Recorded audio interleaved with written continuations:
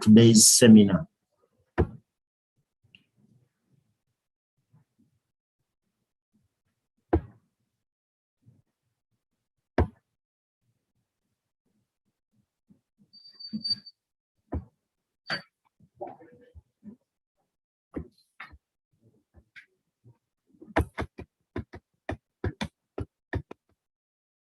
We said we want to know what Adventist chaplaincy is. And Adventist chaplaincy is not different from other denominational chaplains, but what makes it different is the doctrines that we do hold and uphold and teach. That makes it different from what we do. And the members who serve in the chaplaincy ministries also differ. And what makes it also more different is the training that we always get when we are training to be chaplains. When we talk about Adventist chaplaincy, we mean Amicus, Adventist Chaplaincy Ministries. We also mean PCM, because all these fall under chaplaincy department. When we are introducing Adventist Chaplaincy Ministries, when we introduce Adventist Chaplaincy Ministries,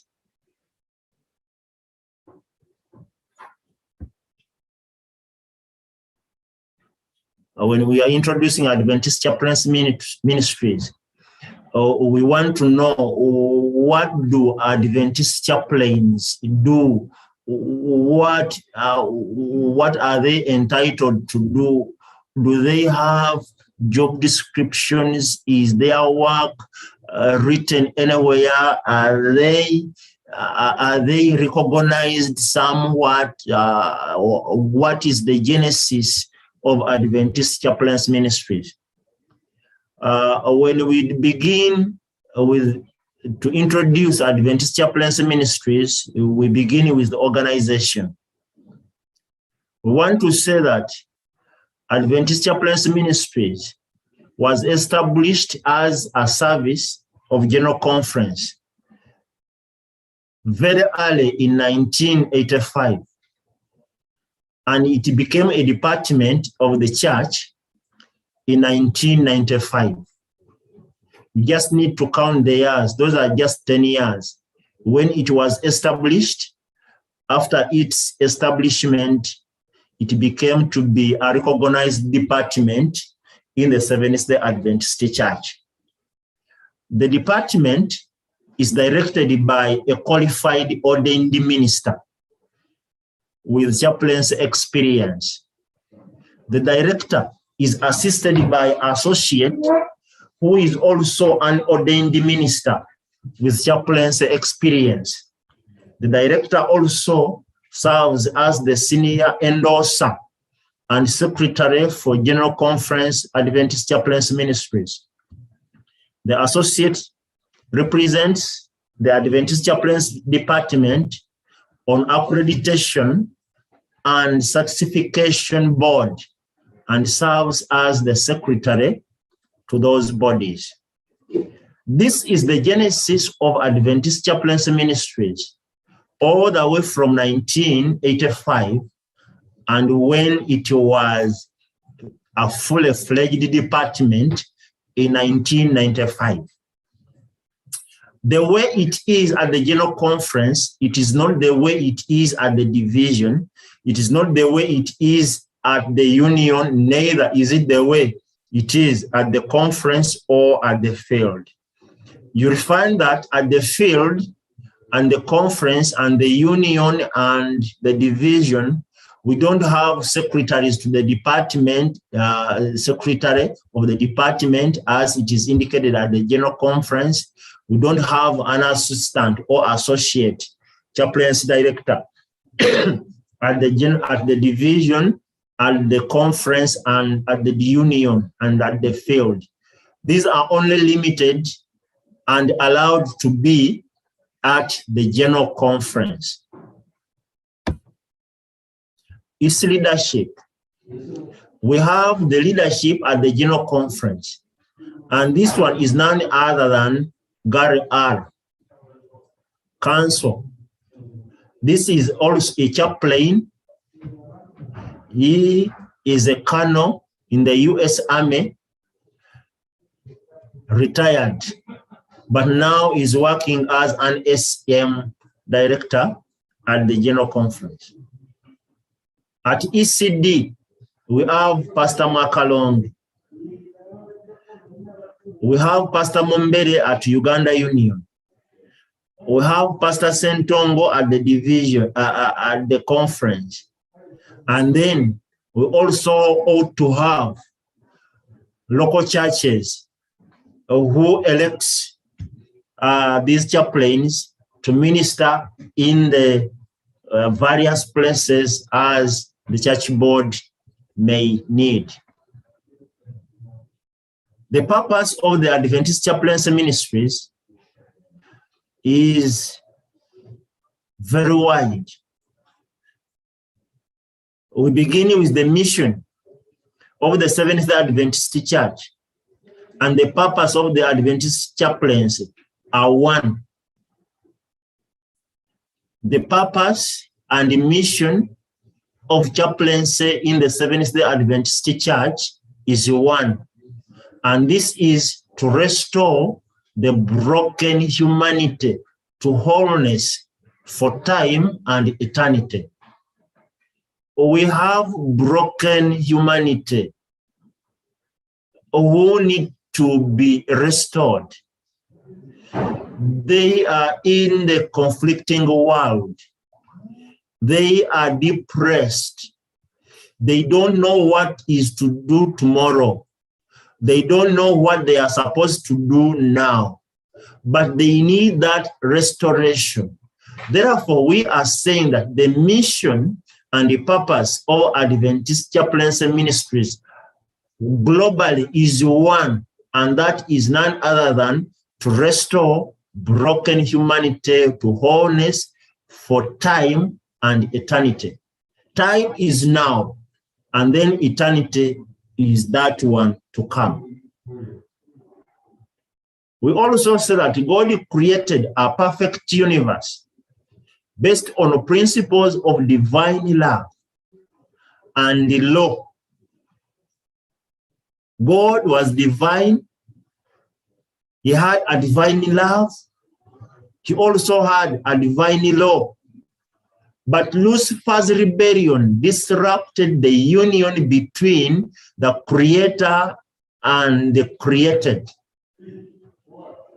The devil disrupted the union between God and the creature, and this creature is man, causing disharmony and separation.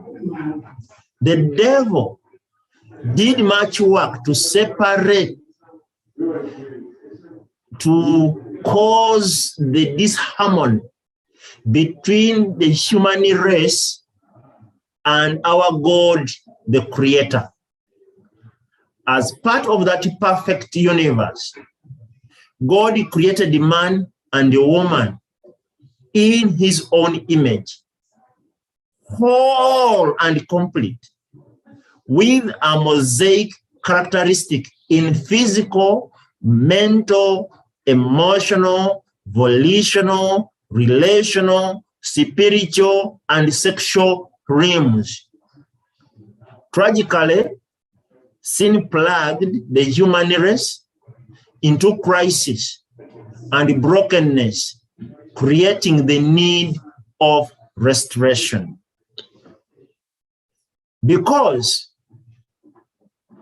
the image of God was disrupted in human being, and man could not be complete before God. We find that these characteristics in the physical, the mental, the emotional, the volitional, relational, spiritual, and sexual realms, all these came as a result of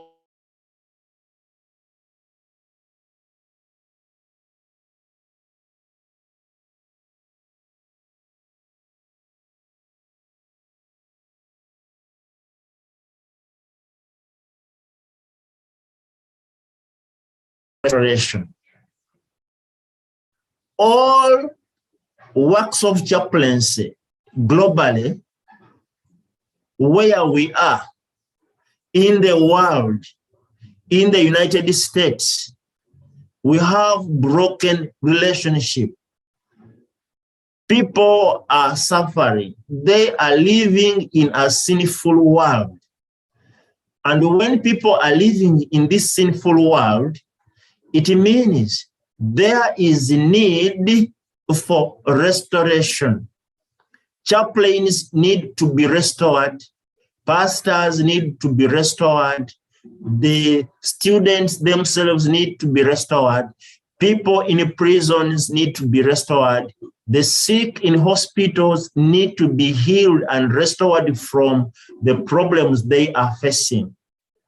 Because this was brought by the devil, when the devil did much work, when he separated us from the love of God, then we as chaplains, we are working for the broken race, for them to be restored. Christ addressed this need of reconciliation and restoration when he declared his mission. And this mission was seek and save the lost. Seek and saving the lost was the mission for Christ. And this mission came purposely for the lost race of human being, which was separated from the love of God. Hence, God is calling sinners to repent.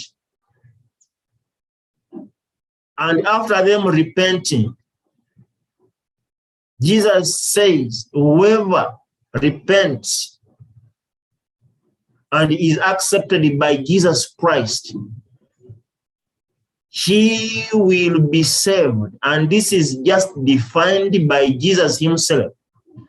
In his ministry, in the words of Isaiah chapter 1, Isaiah 61, verses 1 and 2, which says, the Spirit of the Lord God is upon me, because the Lord has anointed me to preach good tidings to the poor.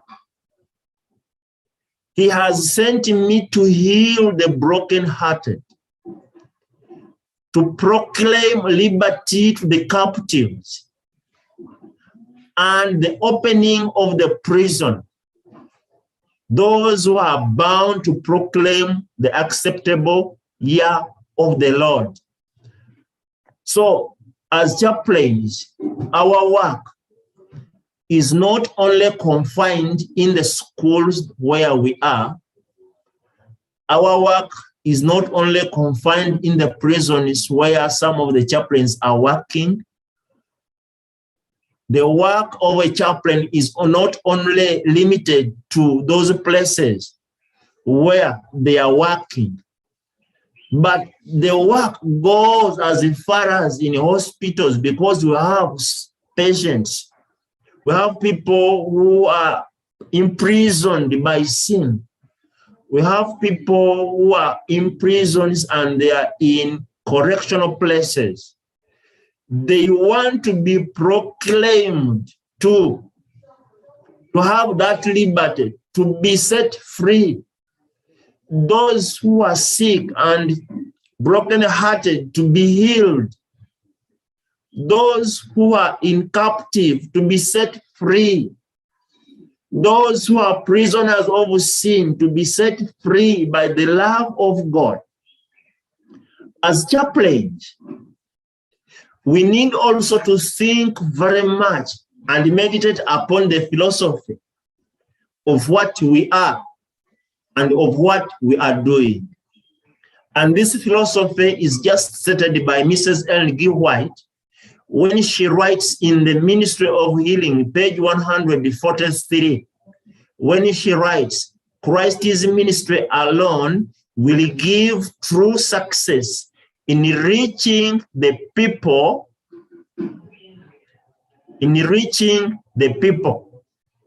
Therefore, the philosophy of chaplaincy cannot be separated from the ministry of Jesus Christ.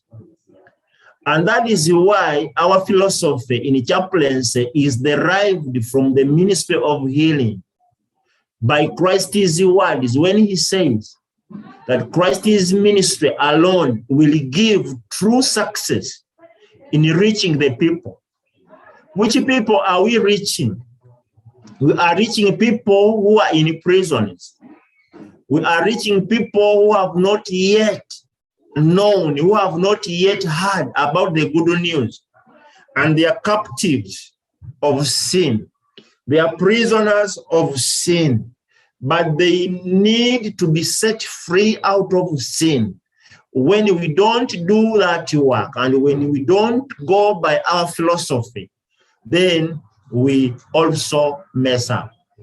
We said we have to restore the broken humanity to wholeness for time and eternity as the purpose of chaplaincy and mission. And then when you add together the philosophy and mission, then that one leads to the wholeness of what a chaplain is supposed to do in his or her work. Christ's ministry alone will give true success in reaching the people. The work we are doing is a ministry for Christ. We can never reach these people when we don't mingle with them. Therefore, the Savior mingled with men as one who desired their good. He showed his sympathy for them, ministered to their needs, and he won their confidence. He then bade them follow me. As chaplains, we need to mingle with the people we are ministering to. We need to show them sympathy. We need to show confidence that we really love them and we are working for their salvation. That is why Christ's ministry alone will give true success in reaching the people. And when Jesus Christ mingled with sinners, whoever accepted him and whoever came to him, Jesus had to tell them, follow me. And when they followed Jesus, they also went and made disciples. As chaplains, we ought to also make disciples. We want these other people also to follow us as they follow Jesus. We need to be living examples to follow the philosophy and the purpose and the mission of chaplaincy ministry. The vision of Adventist chaplaincy is providing competent and responsible caring for the religious needs and spiritual well-being of all persons as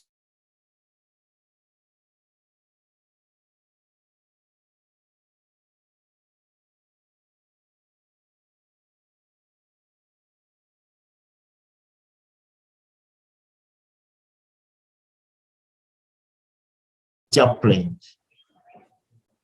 We have what we need to follow. We have what to do. And this can only be achieved and fulfilled by providing competent and responsible caring for the religious needs and spiritual well-being of all persons associated with institutions or organizations they serve. Our mission statement is to promote Adventist chaplaincies throughout all the Central Uganda Conference of Seventh-day Adventist Church. Is promoting what you do when you do it perfectly in your area of jurisdiction. When you follow your job description, when you follow the philosophy of chaplaincy ministries, when you follow the aim and the purpose of chaplaincy ministries, we will always do what we are supposed to do in the best way. And then people will appreciate as human beings, but our Savior will appreciate more because he has sent us to go and mingle with them and also ask them, persuade them to follow Jesus Christ as their personal Savior. The mission of Adventist Chaplaincy Ministries has 4 elements. Element number 1, to develop and sustain chaplaincy ministries and recruit, endorse, train, and support Adventist clergy as chaplains. Adventist Chaplaincy Ministries endeavors to place qualified Adventist pastors and chaplains on college and university campus, secondary schools, in community agencies, in correctional places, in higher institution of learning, health care facilities, military forces, and other workplaces as designated. We said element number 1 is to develop and or sustain chaplaincy ministries in places that need chaplaincy work. And these places, we have said, these are campuses, community agencies, colleges, institutions, health care facilities, military forces, and other workplaces as may be assigned to us. This can only be achieved and reached to when we oversee and certify professional training programs, to endorse and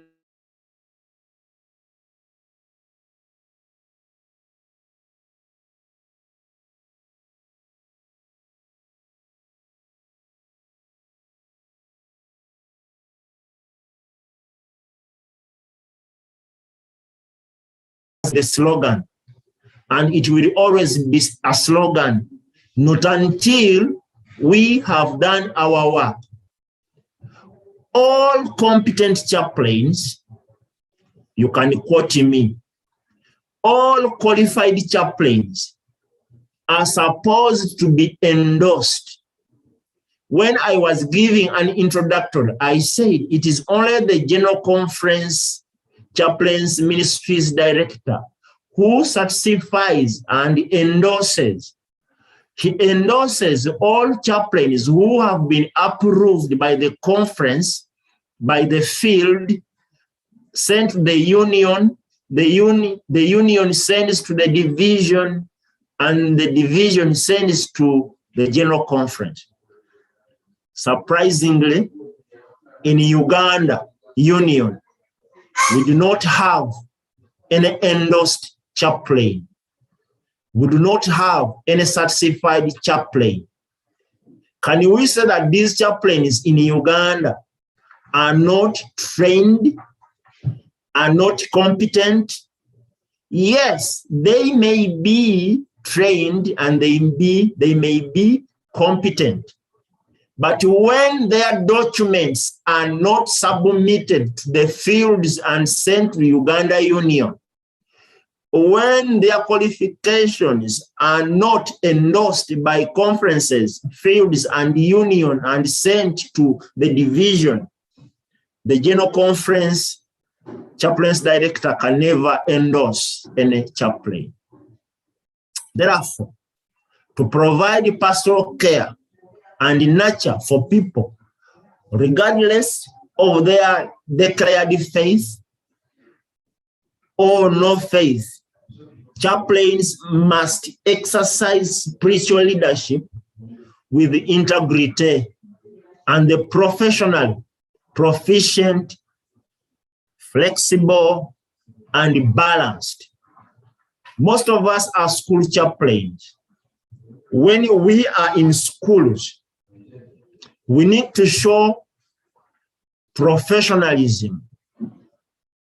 We need to exercise spiritual leadership with integrity. We need to be flexible and we need to be balanced. When we say that we need to work closely with our immediate supervisor, and these immediate supervisors are our district leaders, we will continue to say that not until you have introduced yourself, I have introduced myself to a district leader, that is when that district leader will get to know that he is working with someone who is in a certain school, who is working in a certain prison, who is working in a certain chapel of a university or a college as a chaplain. And he will also be taking care of you, supervising you, and giving you instructions apart from what the institution that is paying you gives, but also the district leader, who is the immediate supervisor, is 100% responsible for your spiritual matters. Aspects of Adventist chaplaincy ministries. 1, we have campus ministry. This faculty and students of Adventist in public colleges and universities. In Uganda, the church-related and public secondary schools and primary schools are in need of chaplaincy services. I've said campuses, churches, church schools, church-related schools, public secondary schools, primary schools are in need of services from chaplains. The community around you is another aspect of Adventist chaplaincy. This also need our service. Ministry to law enforcement agencies need our services. Legislatures need our services in response to disaster victims. And those people in refugee camps also need our services. Another aspect of Adventist chaplaincy is correctional place. These are prisons. Ministry to inmates and prison staff is a need. There is need to align the service of chaplains in these correctional places. That is why we say that the local church appoint leaders to work in these facets or in these facilities of correctional places. And if there is one who is well trained in this work, he can always be appointed to work as a chaplain in prisons. And he or she is assigned that duty by either the union or the field or the conference. We also have health care units. These are also places that need chaplaincy services. Ministry to medical care providers and patients in Adventist, private and public facilities need our services. We are saying and requesting our local churches also to have people who can go and minister in these places.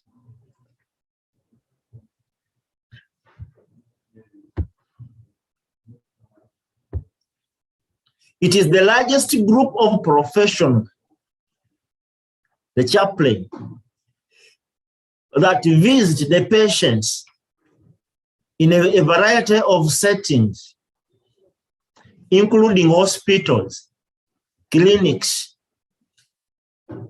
those we call long-term care facilities, need our work. They need our care, because when we go to those places, we are rendering a service that Christ has mandated us to carry out in those places. Health care chaplains work with patients, their families, and staff in the communities. They have their own challenges, but as chaplains, one can change from one institution to another. One can leave to be a school chaplain. He or she goes and works as a correctional chaplain, a military chaplain, a hospital chaplain. That is why we are saying we need all these ministries to be taken care of. When we talk about Adventist chaplaincy ministries, we work in all places. That is why we said one time that we are chaplains everywhere. We are chaplains in markets. We are chaplains in hospitals. We are chaplains at church. We are chaplains in prisons. We are chaplains in schools. We are chaplains in very many places. So when you are called a chaplain, you are not only limited to that only place where you were assigned, but you become a chaplain of every place, because in every place there are people in need. In Uganda, the political history has left men and women military service to practice religion and their freedom of worship outside barracks. But we don't have these people who are taking care of these people. We need to reach them. If we are not allowed to enter those facilities, we need to reach them on TV. We need to reach them on radios. We need to reach them on breakfast prayers. We need to reach them on special fellowships. We need to reach them on symposium. Like just recently, Uganda Union has opened up an online church, but we are only a few people who attend and who invite people to follow the teachings, to follow worship on the online church. It is our work also to mobilize those people to be following us, because now the trend that we are taking may not be able to be reversed. We need to adopt the new normal, and then we provide data such that when we are invited for meetings, when we are invited for worship, when we are invited for teaching, then we can always do the same. This is a challenge to my fellow chaplains. You have schools, you have had students, but did you create a WhatsApp group for all the students that you had in that school, such that when they went into lockdown, you were following them up? If you did not do that, teachers are doing now their noble work. They are teaching, they are conducting online teaching. As chaplains, what are we doing to follow up these people that we were entrusted of? We need to consider that also. We come to this big question: who are Adventist chaplains? Seventh-day Adventist chaplains serve as ministers in the locations where they are often.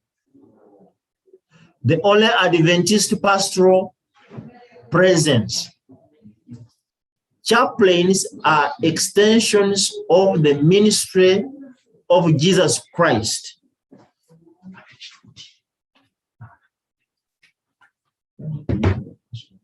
Okay.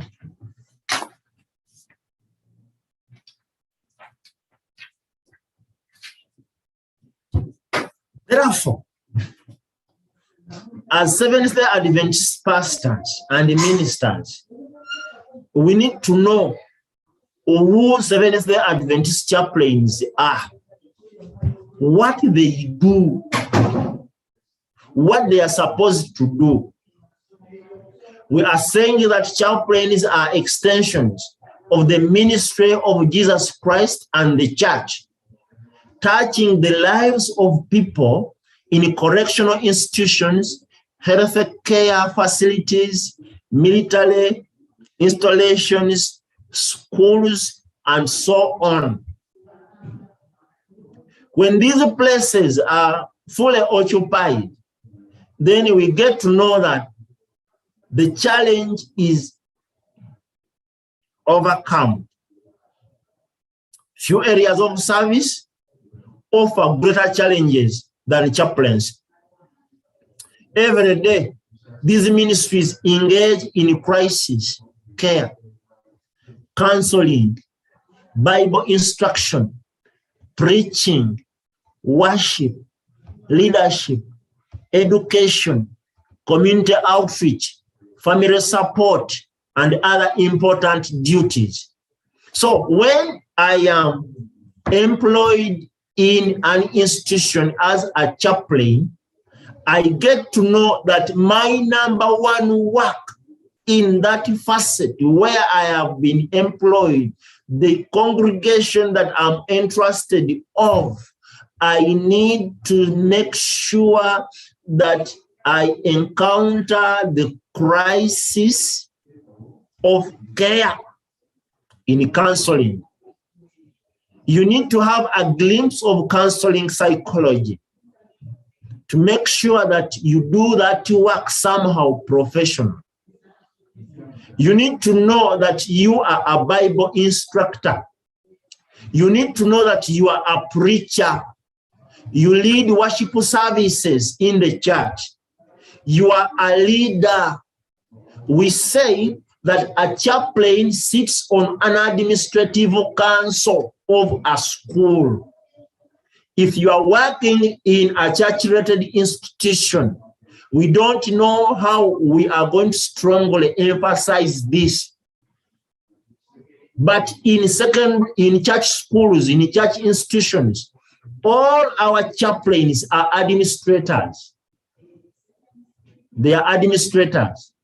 They sit on the administrative council of the school. Therefore, we need to know that that is our work. Categories of chaplaincy. We have spiritual care providers. We have chaplain candidates. We have volunteer chaplains. We have chaplains associate. We have senior chaplains. We have spiritual directors. We have pastoral counselors. All these are categories of chaplains. What category as a chaplain do you follow in? Are you a spiritual care provider? Yes, you follow in that one. You are not a candidate. Are you a volunteer chaplain? Yes, I may work as a volunteer chaplain. Are you an associate chaplain? You may not be an associate chaplain because you may not be easily be distinguished. But when you are distinguished by a district leader, you may be also put in a position of an associate where you are working because you have a close relationship with that district leader. You can never be a senior chaplain, however much you may hold the number of years. That I have been a chaplain for 10 years. Now I'm senior in chaplaincy. I have been a chaplain for 20 years. Now I'm senior in chaplaincy. No, you cannot be senior because now we are just now making a spiritual master plan. So you become a senior chaplain when you are an endorsed chaplain. You may be a pastoral counselor. Yes, you are a pastoral counselor, but you are not a psychologist. You are just a pastoral counselor. You counsel with scripture. You counsel with praying. But a psychologist may not go into scripture reading, may not go into praying. He just dabbles into somebody's problems and then leaves that person to decide for him or herself what he or she will be doing next. In Central Uganda Conference, we have 3 categories which are evident. 1, chaplain. This is a credentialed minister who is professionally employed in an approved specialized ministry setting, especially school chaplains. For example, we have Lakeside, we have Katikama SDA secondary school, we have Chireka SDA primary school, and other schools. And then we have volunteer chaplains. This includes church district pastors who serve as volunteers part-time in those secondary schools. I said you may also be a volunteer because today you are in Chireka, tomorrow you will be in Nambole, the other day you will be in Hilton, the other year you will be in another school. You begin working as a volunteer. You are not stationed in one place. That causes a problem of a chaplain not to be recognized because he fails to work from this territory. He goes to another one, he goes to another one, he goes to another one. Then when we are looking for him, we fail to trace him. That is the reason why many of the chaplains have not submitted their portfolios and files in this office because they are not certain of where they are. Category number 3, chaplain associate or assistant. This is a qualified lay person in other disciplines but has been asked to provide adjunct spiritual care service in an organized chaplaincy program. Most schools have this category. as I say, that today you are here, the other day you are here. You go in a school without the consent of the conference. You go in a school without the consent of the field. You go to the school without the consent of the district leader. You act as a chaplain associate. You act as a chaplain associate. Because you go serve there one day, 1 month, you vacate. You serve there one day, 2 weeks, you go. But we are saying we need to be recommended to these schools to work as chaplains. Role comparison between a pastor and a chaplain. A pastor has internal church focus. A chaplain has external institutional focus. A pastor is a parochial church irrespective. A chaplain has religiously pluralistic in outlook. A pastor is primarily pastoral to churches, whereas a chaplain has a specialized ministry in addition to being a pastor. A pastor works in a district church, knows a majority of members, regular in attendance, leader of church, serves as people of one faith, majority, and these are Seventh-day Adventist Church. We said that a pastor, a chaplain, is a specialized ministry. In addition to being a pastor, this chaplain works in secular environment. He meets new faces most of the time. A chaplain is irregular. He serves as a leader of a group, but not a leader of a church. This chaplain serves in religious multiplicity. And he serves in a diverse of religions. So a chaplain ministers to different religions where he is assigned. A pastor priority is evangelistic in nature, whereas the chaplain, result of ministry, evangelism.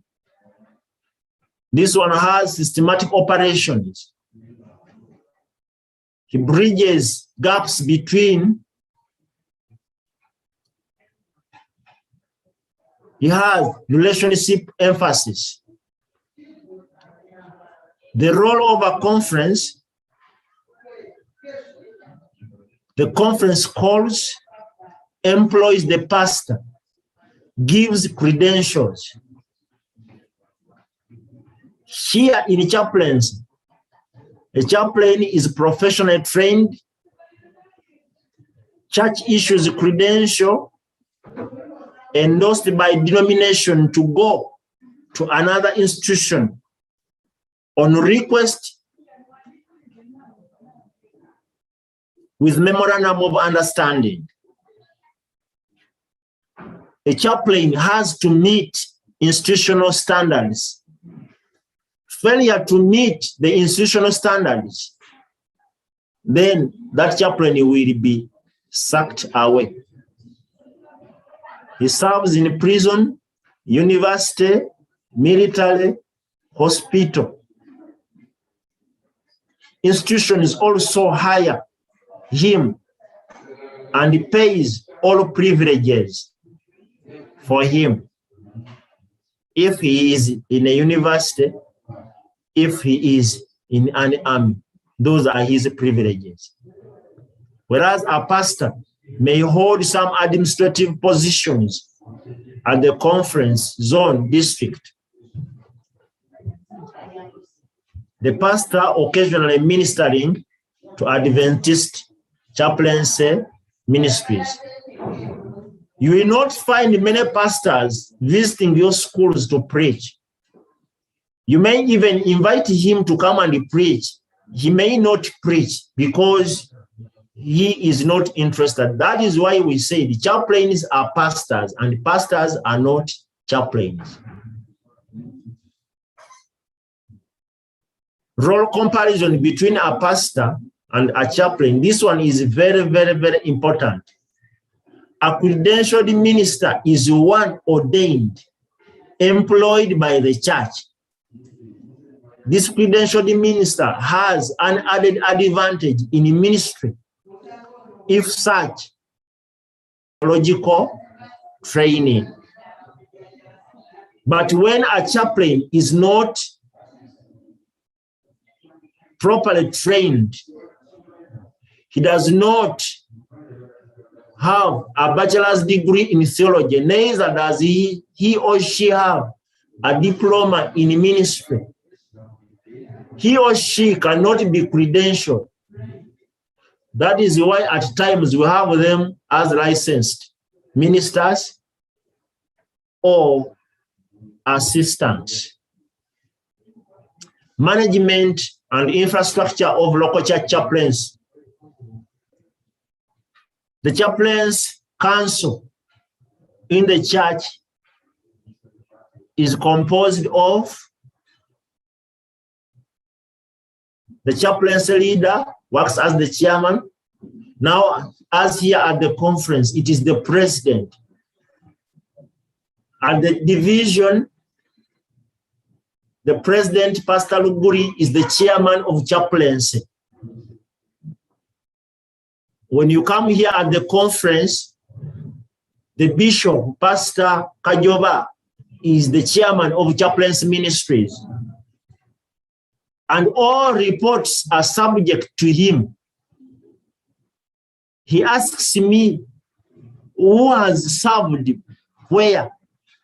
And when I don't have your files with me, I cannot properly give an outstanding answer. Therefore, I work as a secretary in that council or that committee. Now, for schools, the chairman for chaplaincy is the head teacher. So, where we have head teachers who are not Adventist and you are there as a chaplain, you will always find problems of that non-Adventist teacher who is a head teacher in a church-related institution. He cannot, neither will he know or neither will she know or understand what the work of a chaplain is. And you serve as a secretary to that council in a school. We said the head teacher is the spiritual leader in that school where you are serving. Is the spiritual leader of that school where you are serving. Therefore, you serve as a secretary for chaplains in that school. When we come to churches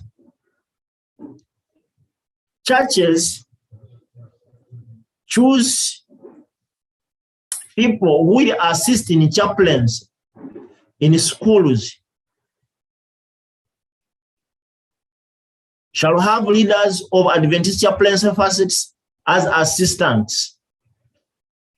And these are elected at the church board. The leader of school primary, chaplaincy leader for secondary school, chaplaincy leader for higher institution, chaplaincy leader for prison ministry, chaplaincy leader for hospital ministry. These are elected at the local church board to work closely with a chaplain who is assigned a special duty in that institution. We will not dabble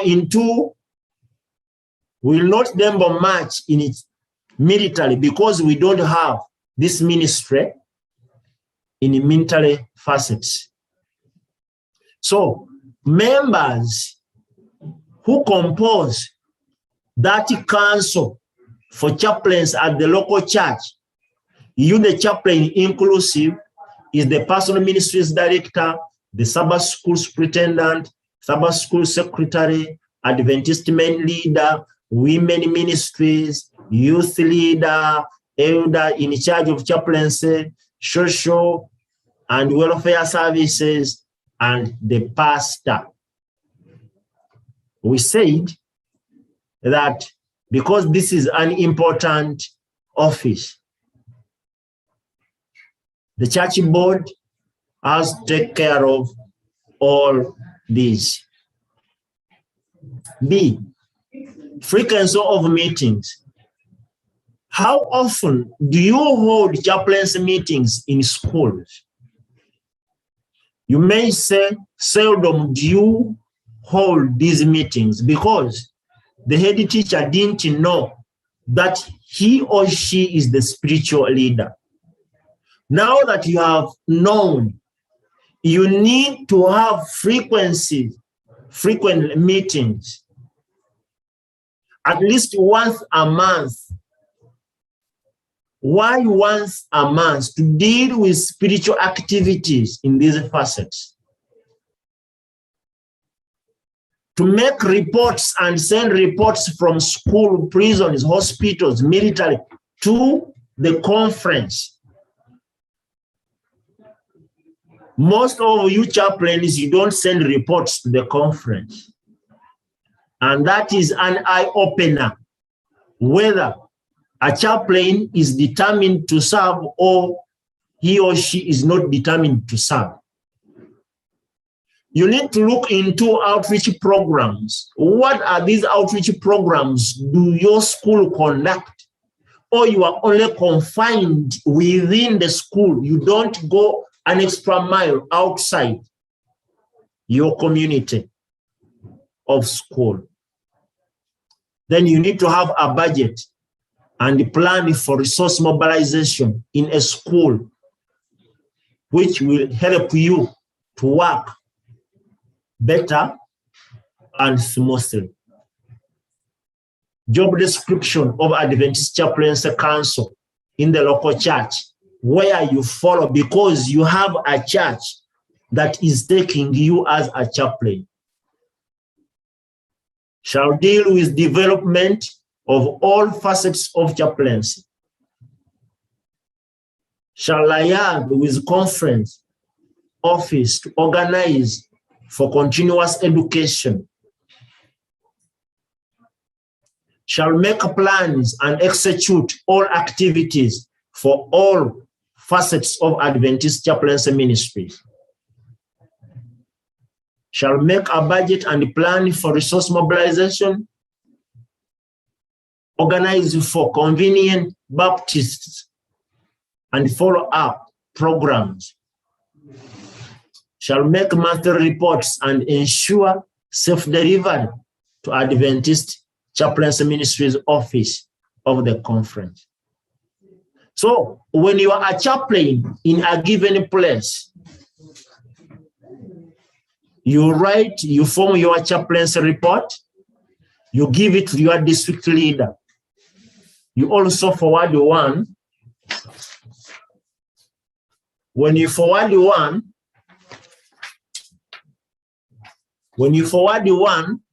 then we get to know that this chaplain is working closely with his immediate supervisor. And when we ask that immediate supervisor, who is this chaplain? And that immediate supervisor, who is the district leader, will be telling us that I know this chaplain, I'm working with him, he's a good man, he submits a report, when he is delegated responsibilities, he fulfills his abilities, but some of us are in a hideout. Institutional chaplains. We have campuses. And this is what we call campus ministries. The Seventh-day Adventist ethos prompts many younger men and women to pursue advanced academic degree. A 1992 survey from the General Conference Amicus indicated that approximately 250,000 Adventist young adults were in secular institutions. And yet, we don't have chaplains in these secular institutions. But we have a good sum of students who are Adventist in these institutions. It is alarming, Uganda inclusive. We have very many universities in Uganda. We have very many universities in Central Uganda Conference. It is only Makerere University that has a chaplain who is qualified, who was sent by the institution, who was sent at the university by the church. And he is responsible for all the spiritual affairs of all those students. In Makerere University, we have 300 students. When you come to Chambogo, we have 180 students.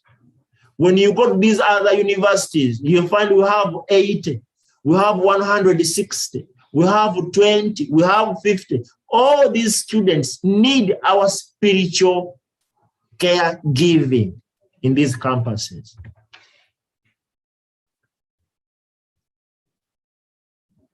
In November 2015,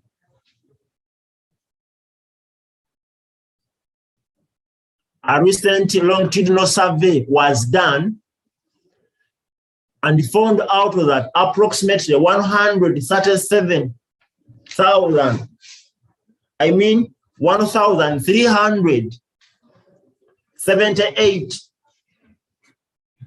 students declared themselves as Seventh-day Adventist students in Central Uganda Conference, in 16 secular colleges and universities. When it comes to secondary schools, it worsens. We get many students go to Maryland, go to Hilton. Very many Adventist students are in those places, which means those students in those places need a spiritual caregiver.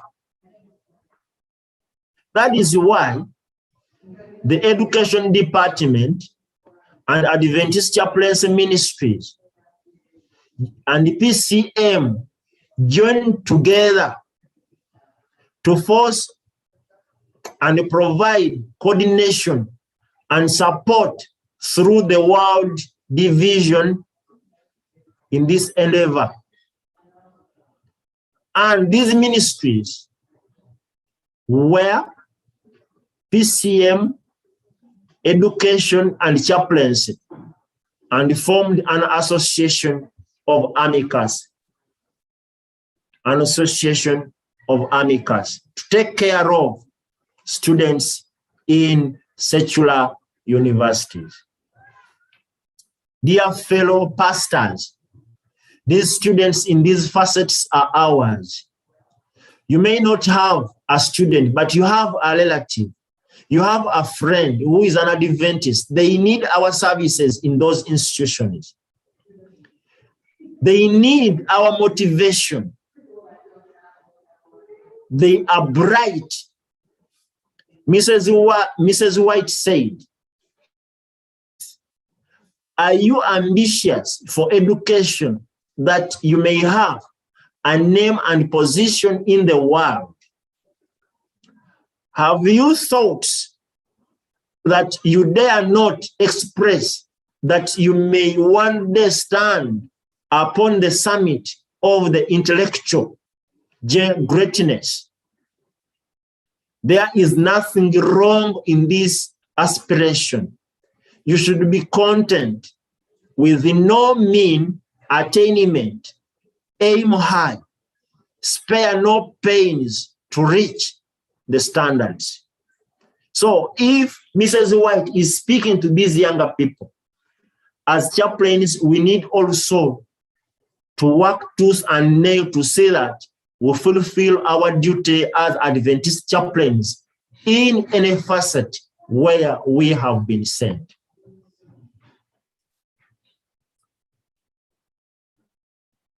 These students in these colleges face serious challenges, and their faith may be vulnerable. As they pursue degrees in non-Adventist campuses, these students confront serious challenges. The influence of many prestigious and unbelieving professors, that is challenge number one. The issue of writing exams on Sabbath is challenge number two. The subtle power of secular philosophies, the New Age movement, neo-evolution, contingency, autonomy, relativism, and temporality, all these philosophies are encountered by students at universities when they don't have a chaplain who will always teach them that these theories are just for education, but they do not exist for one to be saved. They will always follow these philosophies.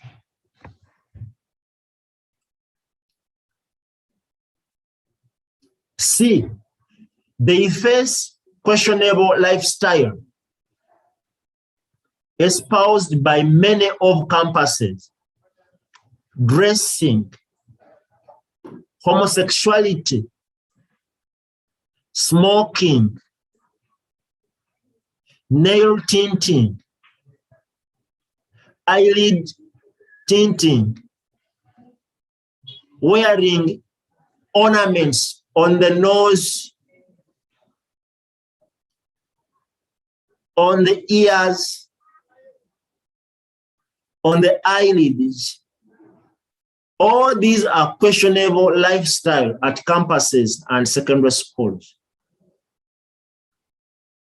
In universities and secondary schools, there are stronger political pressures. When they are electing their leaders, they are following political parties. Now, if you are an Adventist and you are a chaplain, how are you going to address that in the school where you are working? These students are faced by academic activities or examinations on Sabbath. Lecturers are teaching on Sabbath. And when a chaplain is weak in that institution, these students will be found writing exams on Sabbath, will be found attending classes on Sabbath. They will have no reason to reason, these professors, so they need our help. Another challenge that is found in these places, the friendship with non-Adventist youth that may lead into marriages, relationships in universities, relationships in secondary schools. They have blacker corners, and probably even chaplains engage in black cornering with these young girls. And then they become suspicious of you. All these are problems and challenges in these universities. Number 4, they also find a problem of denominational support, which has not always been adequate. You are a chaplain and you have inadequate support at your school. Do you expect a church to have adequate support at your campus? So that is also another challenge. Challenge number 6, if we implement all balanced program on their behalf, we can keep them active in a church. So as chaplains, we need to draw a program, the spiritual master plan we learned the other time, to see that this spiritual master plan occupies these students at all campuses and secondary schools and primaries. If we want to succeed in our ministry, we need to see these students. They have to be multi-faced. We want to see them it is easier even to retain them than to convert them. Those who are non-professionals. By keeping in touch with them, many benefits will accrue. We will see many benefits. People will be coming to us because we have done a good service to these students in these institutions. To make matters worse, the church body needs each one of them. If you baptized 100 in that institution, the church is saying you are the spiritual caregiver in that institution. You need to contain the 100 that you have baptized. Do you have nurturing tools? Was nurturing mentioned in the spiritual master plan? Number 10, they are uniquely qualified to help their church fulfill its mission. They are engaged in their business, and they want also to qualify to fulfill mission for their church. These students have direct access to future leaders of society. As a chaplain, we are now in the new normal.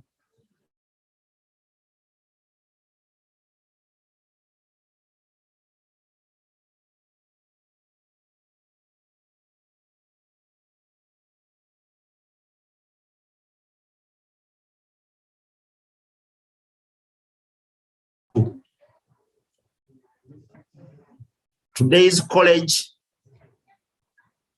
and universities have become the required training ground for men and women who will occupy the position of business, education, industry, government, communications, and the arts and media around the world. They are in those campuses. They are the ones going to be chaplains directors at the field conferences, universities. They are going to become pastors.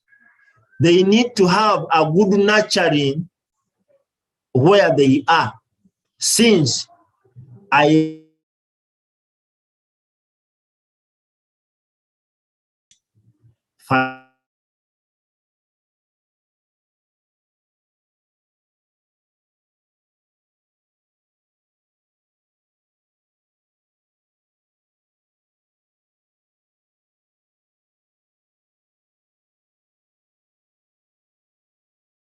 by establishing constructive friendship with their non-Adventist colleagues, persuading them to accept Jesus Christ as their personal Savior. We are in a country where persuasion is accepted. But when you go to Arab countries, when you are persuading someone to become a Christian, that is breaking the law. You are subject to death. Now that we still have that chance here in Uganda, we need to see them touching and thinking with the people they are attracted to, and then they need to fellowship with non-Adventists to see that they all achieve one goal at the end. We do not want to look at the education performance only, but we also need to see the spiritual growth in that institution.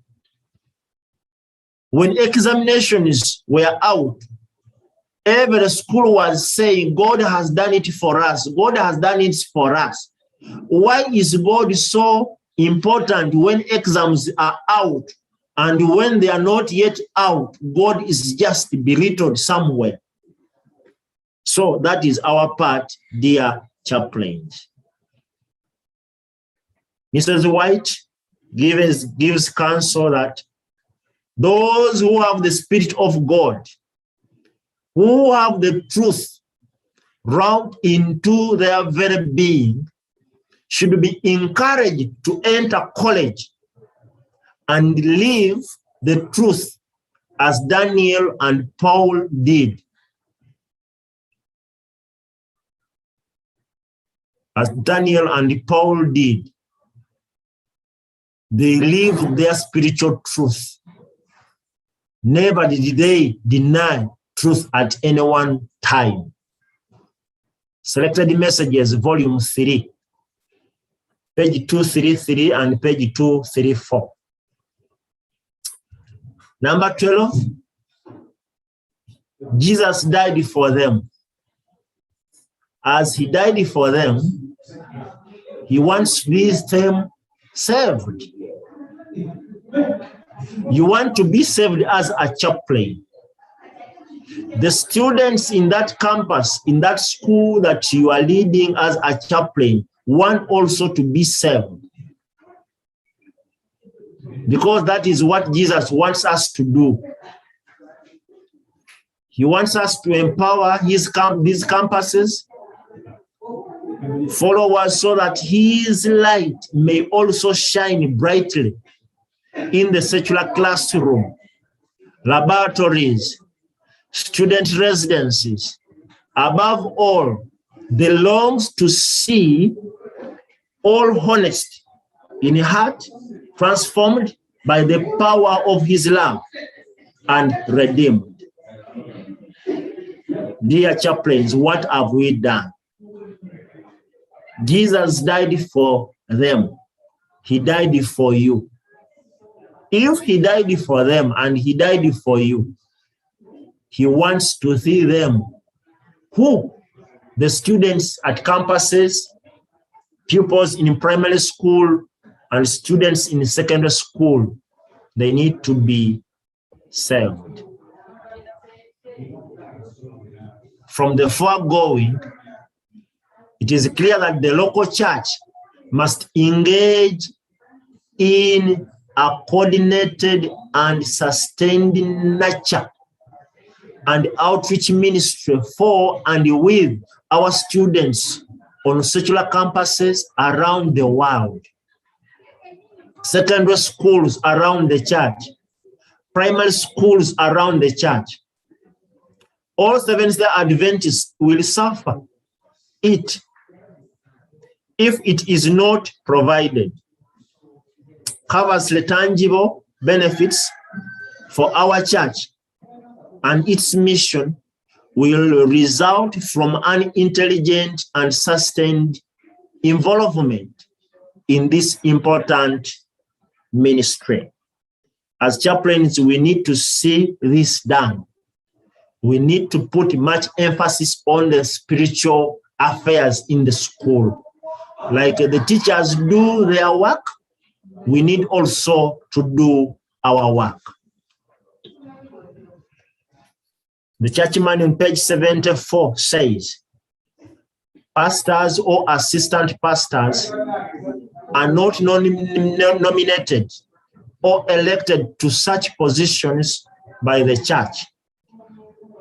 Their connection with the church is by appointment of the conference committee, and such appointment may be changed at any time. Therefore, you are a chaplain in that institution. You are a chaplain working in that place. Were you posted by the conference? Were you appointed? Are you with your files with you? Do you submit the requirements that the conference is demanding? So if all this is done, then we will see and we will enjoy chaplaincy ministry in the Seventh-day Adventist Church.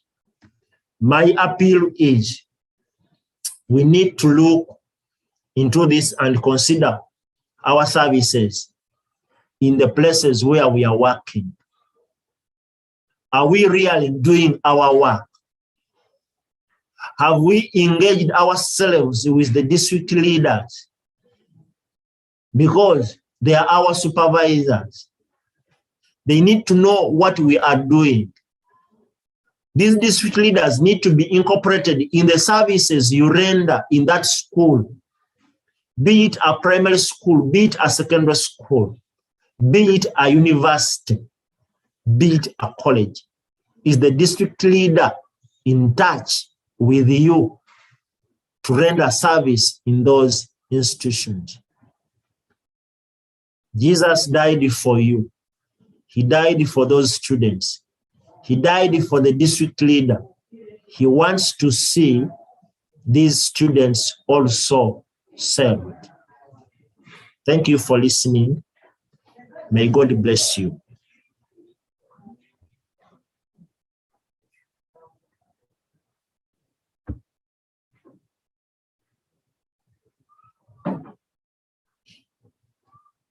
Pastor Nyanzi.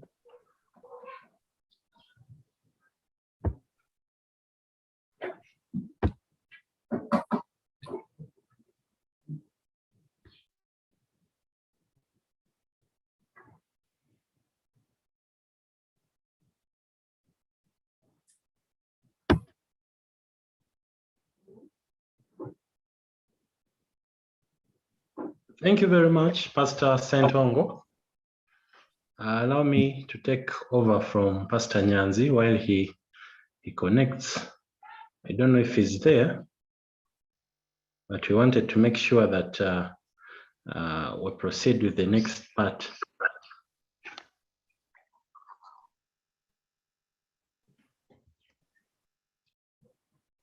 Pastor Nyanzi, are you there? It's back. Yes.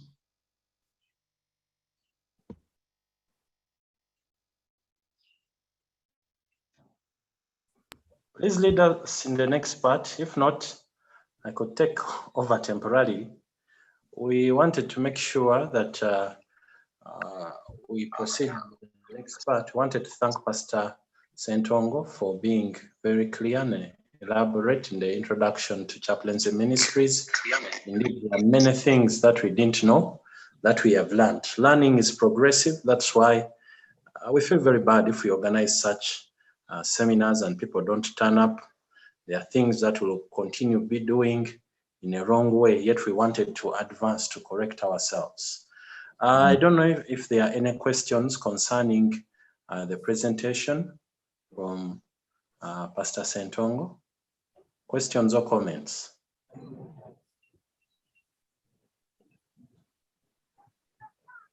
Just raise up your hand in case you have any question or comment, then we can proceed.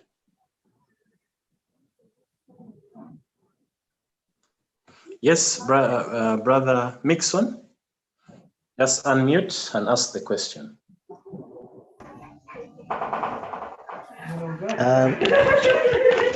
I just want to thank Pastor Sentongo. Actually, I'm just using Mixon, but this is Nyans Enoch from Outspan, Namlonge. So I just want to thank Pastor Sentongo Joshua for this seminar and for this lecture, indeed. And more so, actually, we have the problem as the church affiliated institutions, but we hope and, according to what he has taught, we shall go on and we shall maneuver. So thank you very much, Pastor Sentongo, and thank you very much indeed.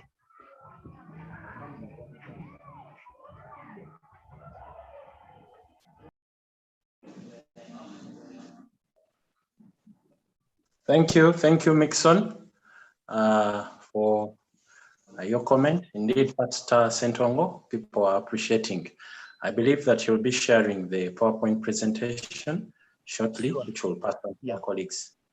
Is there anyone else with any question? Pastor, as maybe the next person is getting set. Anyone else? Just a comment. Yes, Pastor Sekarokoni. I thank Pastor Sentongo for such wonderful presentation. And if we weren't on Zoom, I think it would have had a big hand clap, because it has been so interesting and it has been an appeal to the chaplains. Actually, this is not a lesson, it's more of an appeal. So it's incumbent upon us chaplains to implement. I've seen the way Pastor Sentongo has been putting his points, that he is really touched about our ministry. And I am promising you, Pastor Sentongo, by the grace of God, we are going to catch that fire, and that we're going to do with much vigor, not to ashame you, but to implement whatever you have done. And I feel that if it wasn't this lockdown, you would have started seeing the repercussions of what you have told. I just thank you, Pastor Sentongo. We are just decided, but soon you are going to implement by the grace of God. Thank you. Thank you, Pastor Sekakoni. Indeed, we need to start implementing what we have learned so far. I think we are going to, as the executive, we are going to try to start following up on how far we've said some of the things that we talked about. There's need of sending the documents, the relevant documents, such that our files are opened up, designing a master plan. There are things that we could start on even while in the lockdown. I think together with the secretary and the rest of the executive, we'll try to follow up from colleagues. We find out any challenge, way forward, and we help you. Pastor Sentongo, my concern was about the statistics you talked about in the various public campus ministries. I don't know whether it was just an example, but I feel like 300 for Muzda and 100 for Chambogo. I somehow felt the numbers were a few.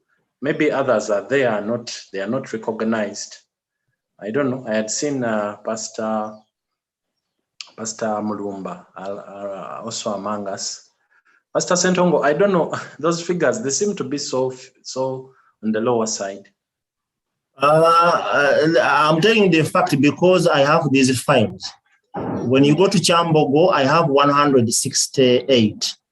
When you go to Makerere, it is around 360. So we are just within. When you go to Mukono, you may be having 50 or 25.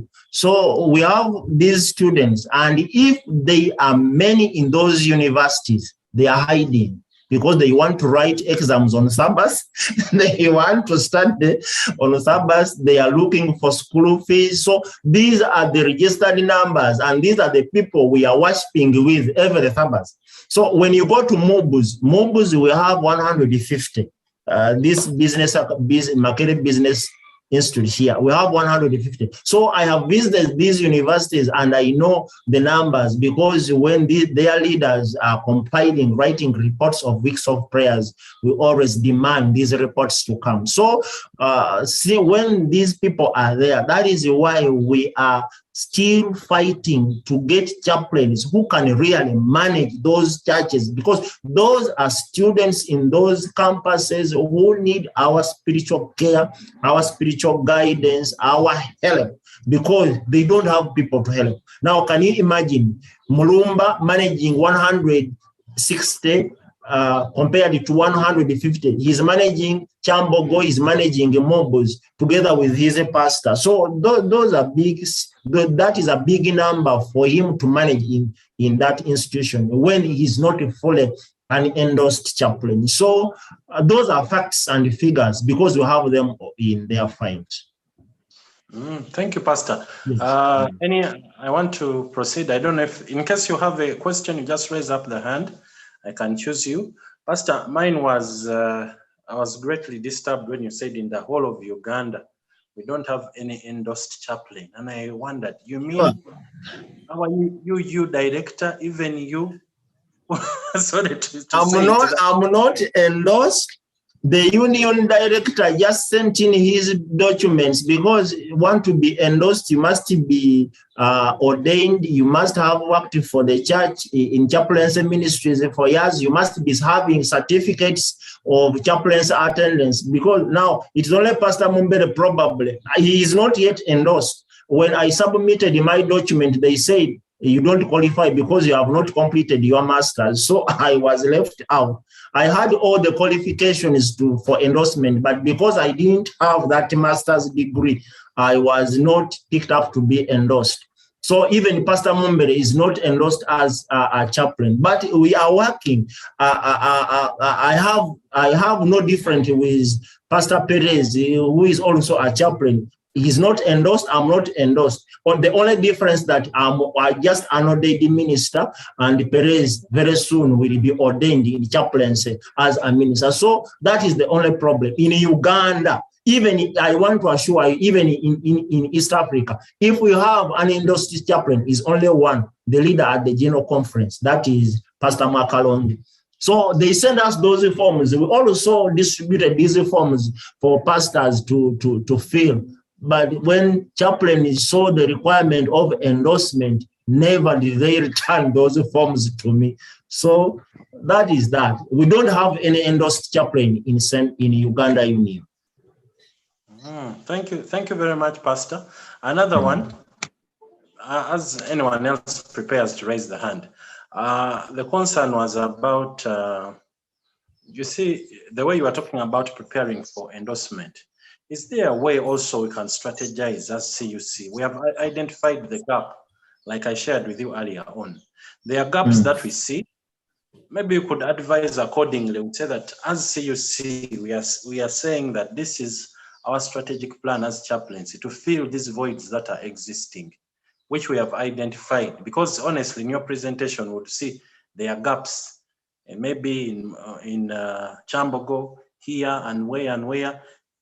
The resources may not be there, but there could be maybe a progressive way of filling those gaps, because I'm seeing this going on and on. I hope I'm clear. In our strategic planning, for CUC 2021-2025, we have that caption. We want to see that every pastor who has trained as a chaplain continues to train as a chaplain for his or her endorsement as a chaplain. So we have that gap, as you have said, but we are trying to see the way we can bridge it. So we have pastors who have studied chaplaincy and they have done their bachelor's in chaplaincy, but they don't have a master's degree in chaplaincy. So if one has a master's degree in chaplaincy, that one qualifies for endorsement.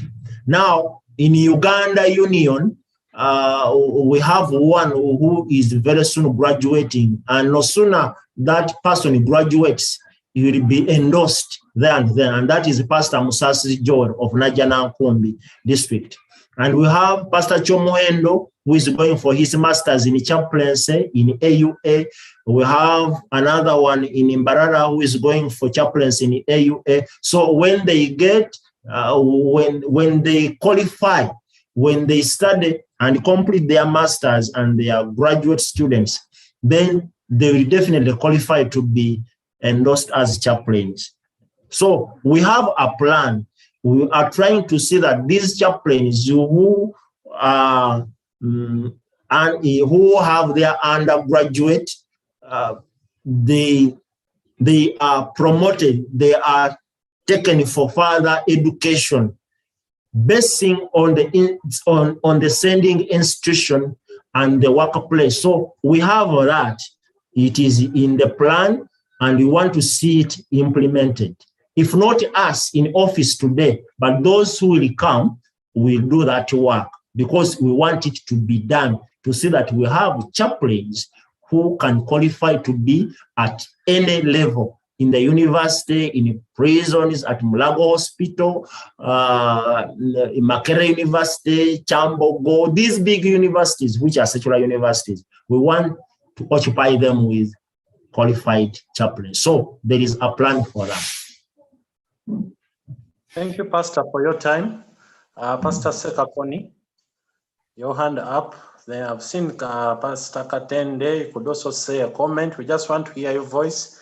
Then we can see how to wind up this.